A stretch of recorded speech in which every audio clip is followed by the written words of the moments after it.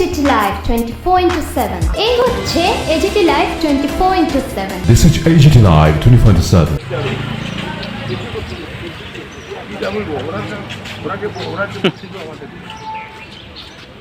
আমার মুরুদ না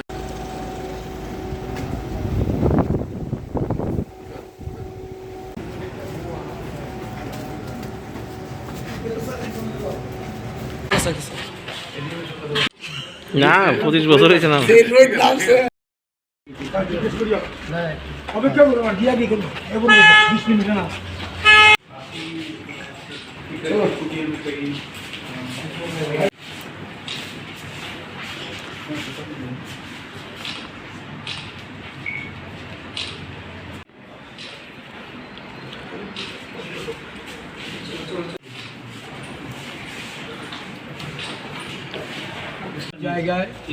আগরতলায় এটাকে বেশি করে করা হচ্ছে বাংলার মাঠ।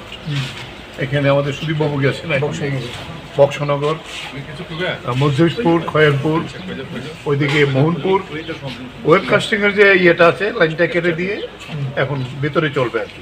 আপনাদের এই যে অভিযোগগুলো নিয়ে আরে খবরটা একটু পিছাও না আমরা সবাই জানি কবিরটিদা নিসালামাই দে আচ্ছা কি বিষয় নিয়ে দেখা করার ইন্ডিয়া জোটের একটা ডেলিগেশন আমাদের রাজ্যের নির্বাচনী আধিকারিক সিইও এবং আমাদের পশ্চিম ত্রিপুরা লোকসভা আসনে আরুর সঙ্গে আমরা দেখা করি। আমাদের এই ডেলিগেশনে কাউন্টির চেয়ারম্যান এমপি নারায়ণ কর, আমাদের ফর্মার মিনিস্টার মানিক দে, পবিত্র কর এবং সাতরামনগর উপনির্বাচনের ইন্ডিয়া জোট প্রার্থী রতন দাস সহ আমরা সেখানে গিয়ে এই গতকাল রাত থেকে এটা গত দুদিন ধরেই এই প্র্যাকটিসটা চলছে। বিভিন্নভাবে ভোটারদেরকে ভয় দেখানো, সম্ভাব্য পোলিং এজেন্ট যারা বিগত দিনে আমাদের দলের হয়ে কাজ করেছে তাদের বাড়িতে গিয়ে হুমকি ধমকি দিয়ে এই পর্বটা চলছিল গতকাল রাত অবধি। অনেকের বাড়িতে গিয়ে নানাভাবে হুমকি দেওয়া হয়েছে। আজকের সকাল থেকে যখন পোলিং এজেন্টরা সমগ্র পশ্চিম ত্রিপুরা লোকসভা আসনে, রামনগর উপনির্বাচনে সমস্ত পোলিং এজেন্টরা যখন পোলিং স্টেশনে মুভ করছে, কেউ পোলিং স্টেশনের ভেতরে ঢুকেছে, কেউ পোলিং স্টেশনের দিকে যাচ্ছে এবং ভেতরে ঢোকার পর মকপুল হয়েছে, সেই পরিস্থিতিতেও অনেককে মারধর করে বের করে দেওয়া হয়েছে। সেখানে যে ইলেকশন কমিশন আমাদেরকে এনশিওর করেছিল, বিশেষ করে সিইও বলেছিল যে 3 টায়ার সিকিউরিটি অ্যারেঞ্জমেন্ট থাকবে। দেখা গেছে যখন এই ঘটনা ঘটছে শুধু গুটি কয় মানে পোলিং স্টেশনটাকে পাহারা দেওয়ার জন্য বা পোলিং বুথের মধ্যে যারা প্রিসাইডিং অফিসার, পোলিং অফিসারদের তাদের সিকিউরিটির জন্য যে পুলিশ অফিসাররা ছিল, কিন্তু রাস্তা দিয়ে যখন যাচ্ছে পোলিং এজেন্ট বা ভেতরে ঢোকার পর তাদেরকে কোনো রকম সিকিউরিটি প্রদান করা হয়নি বলেই তারা পোলিং বুথ থেকে বেরিয়ে আসতে হয়েছে।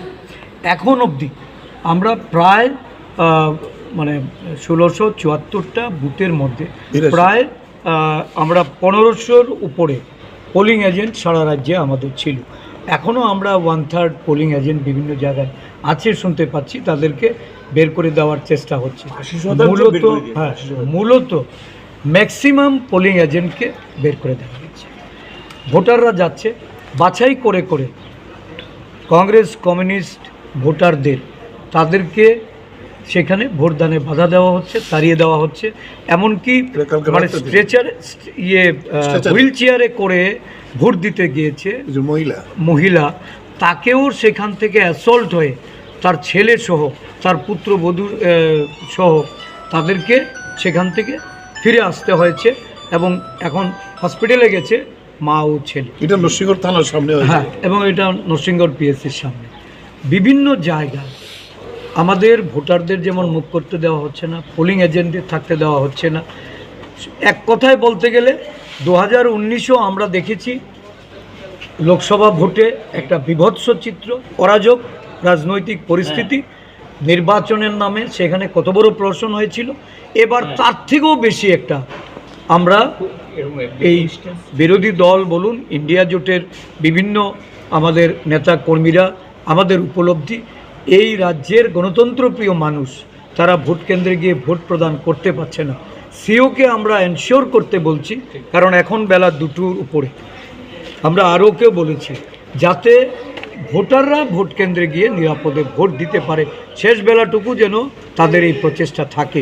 তারা আমাদেরকে আশ্বস্ত করেছেন, আমি জানি না, কারণ যেটা তারা আজকে এতদিন এই প্রসেসটা চলাকালীন যেটা করতে পারেননি, এখন এই 2-3 ঘন্টায় এরা কিভাবে কি করবেন।